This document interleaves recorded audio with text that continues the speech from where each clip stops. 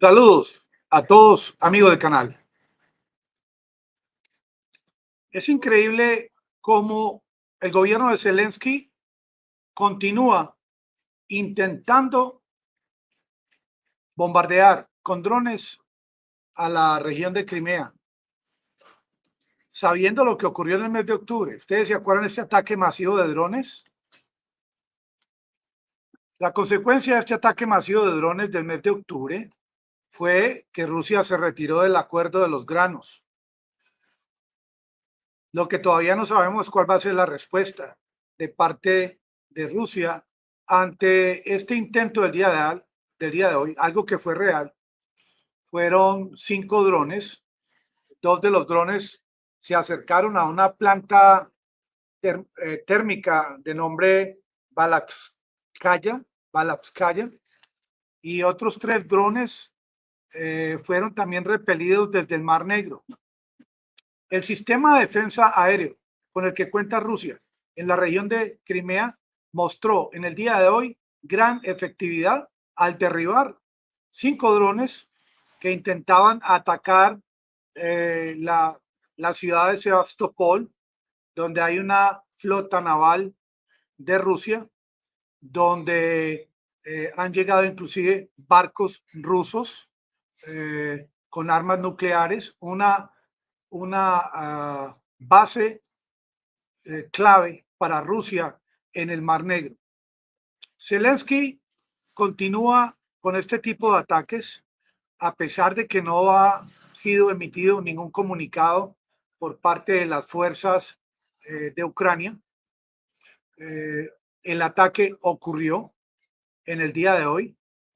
y esto es una señal clara de que, en primer lugar, Zelensky no quiere negociar, todavía no piensa que es hora. Estas tropas de Ucrania que llegaron a Gerson, ante la imposibilidad de continuar su incursión hacia la parte oriental del río Dnipro, han tratado de tomar Crimea por el norte, pero ya Rusia no solamente que ha adelantado un plan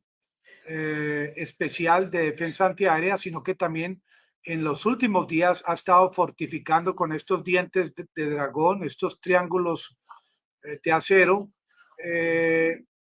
la, la, el límite de Crimea con el Oblast de Gerson. Crimea continúa siendo una posición clave para Ucrania,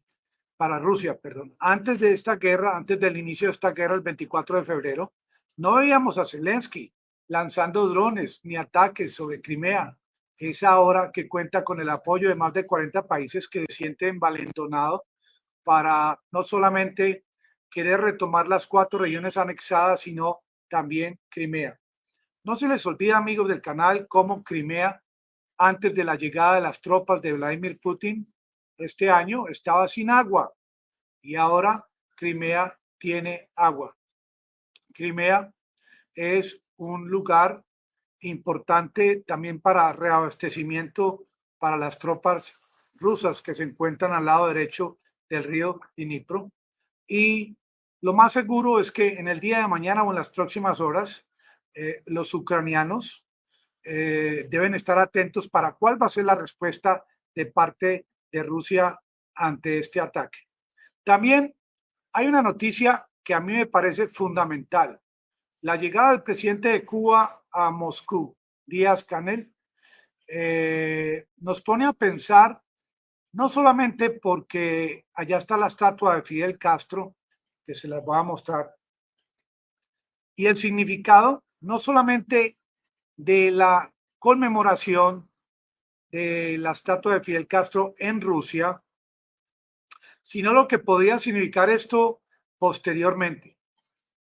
Ha llegado la hora, después de ese bloqueo de parte de los Estados Unidos a Cuba,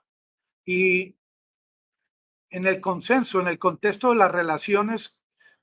que están tan sumamente mal entre Rusia y los Estados Unidos, ahora nuevamente se plantea eso que emitieron los rusos al principio de la guerra, ese discurso de que Rusia también podría llegar a lugares como Nicaragua, Venezuela, Cuba,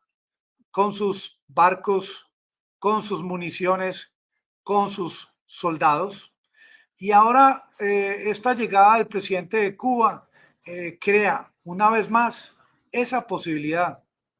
A nadie se le olvida lo que ocurrió con esta gran crisis de la época de los misiles, pero nadie puede decir que a estas alturas, en esta prolongación de esta guerra en Ucrania, que Rusia no contemple la posibilidad de volver a Cuba, no solamente de convertir a Cuba en una base de Rusia, sino en de una vez por todas crear un corredor de ayuda constante para volver a convertir a Cuba en lo que era antes del bloqueo, porque Cuba es un país que el mundo entero lo está viendo, un país que está prácticamente a la deriva, sin posibilidad de que sus habitantes puedan gozar de los mismos derechos de los habitantes de los Estados Unidos. Y ahora que Occidente, sobre todo Estados Unidos, continúa hacia adelante con este plan de no negociar y de sí a la guerra, pues se crea esta coyuntura que podría ser bastante interesante, sobre todo que Cuba está ya bastante cerca de los Estados Unidos. Ya no sería, ya se consideraría la llegada de los rusos a Cuba como una amenaza más directa a los Estados Unidos, que llevaría con toda seguridad a que Zelensky evaluara más a fondo la posibilidad de sentarse a un diálogo. No se ve a corto alcance otra forma en la que se pueda llevar a Zelensky y a Occidente a querer negociar,